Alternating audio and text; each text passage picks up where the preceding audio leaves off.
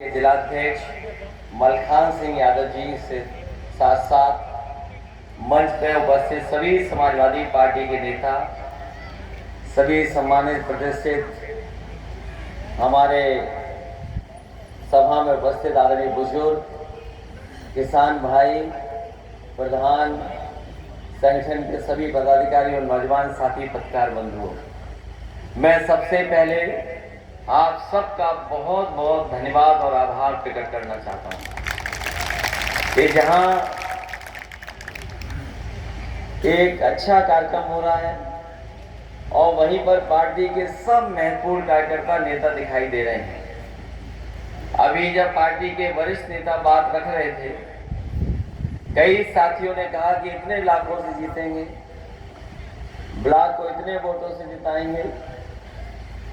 मुझे पूरा भरोसा है कि इस बार के चुनाव में आप सब मिलकर के ऐतिहासिक परिणाम समाजवादी पार्टी के पक्ष में लाने का काम करेंगे। वैसे तो अभी कुछ दिन पहले नेताजी के ना रहने पर बाई इलेक्शन हुआ था और उस चुनाव में बड़ी संख्या में हम लोग आपके घर घर पहुंचे थे। आपके गांव में भी बहुत सारे साथी समाजवादी पहुंचे थे कि कोशिश हुई थी कि ज़्यादा से ज़्यादा लोगों से संपर्क हो, ज़्यादा से ज़्यादा लोगों के बीच में पहुंच जाएं और पार्टी के समर्थन में वोट मांगे।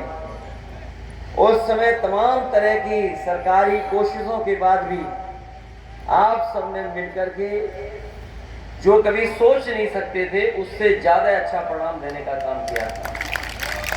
लोग सोचते थे कि केवल लाख वोट से जीतेंगे या लाख से ऊपर जा सकते हैं, लेकिन जब परिणाम आया तो न केवल यहाँ के लोग आश्चर्यचकित हो गए, बल्कि देश में भी संदेश गया कि मैनपुरी लोकसभा ऐसी लोकसभा है कि अगर लोग वहाँ के मन बना लेंगे, जितने वोटों से जिताना चाहेंगे उतने वोटों से यहाँ के लोग जिता सकते हैं। और मैं तब आपसे वोट मांगने आया हूं। आपने कुछ दिन पहले सुना होगा, जो प्रत्याशी हैं उनसे प्रेस के लोगों ने पूछा कि यहां पर मैनपुरी लोकसभा में कौन जीतेगा। वो कुछ नहीं बोल पाए, बस लड़खड़ाते हुए कहा कि समाजवादी पार्टी जीतेगी और कौन जीतेगा। लगता है उसी की सजा उन्हें मिली है। उन्होंने जो कहा प्रेस के लोगों से कि यहाँ कौन जीतेगा, यहाँ तो सफाई जीतेगी, मुझे लगता है जबरदस्ती भारतीय जनता पार्टी ने उन्हें चुनाव लड़ा दिया।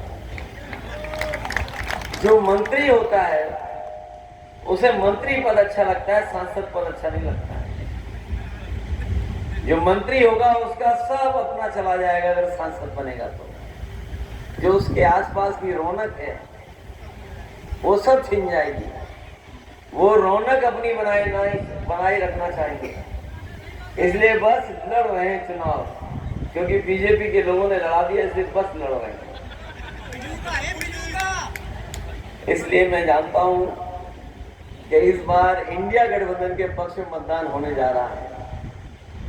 जिस तरह से पहले चरण में चुनाव शुरू हुआ है, जनता समाजवादियों के साथ, कांग्रेस के गठबंधन के साथ खड़ी है और इसलिए भी खड़ी है कि भारतीय जनता पार्टी से ज्यादा धोखा किसी ने जनता को नहीं दिया होगा। इनके अगर 10 साल का कार्यकाल का हिसाब किताब लगाए, इनकी हर बात झूठी निकली, इनका हर वादा झूठा निकला। ये वही लोग हैं जिन्होंने किसान से कहा कि आपकी आय दोगुनी हो जाएगी।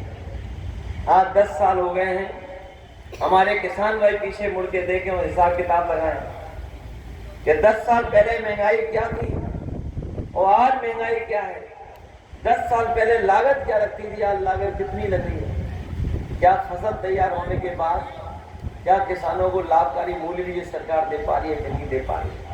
और साथ ही साथ तब हिसाब किताब जब लगेगा कि जिन्होंने कहा कि आय दोगुनी हो जाएगी, हमारे किसान भाई बताएं क्या आय दोगुनी होगी? किसी की आय दोगुनी नहीं हुई।